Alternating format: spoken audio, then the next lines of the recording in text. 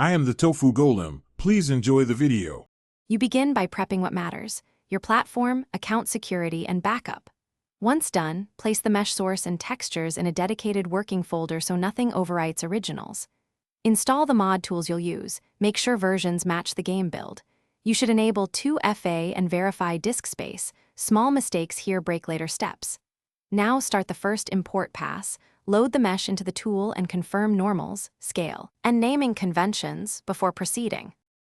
You now focus on the complex middle editing and converting. Import the mesh, then correct scale, pivot, and normals so animations won't glitch.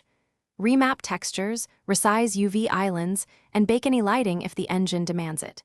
Use mesh simplification only if frame rate matters, otherwise keep detail. Once edits are stable, export using the target format with conversion presets that match the game version. Make incremental saves, and document any parameter changes to reproduce results. You finish by installing the converted mesh into the game's mod or asset folder, following naming rules exactly. Launch the game in a simple test scene and verify animations, collisions, and textures. Pay attention to seams and clipping.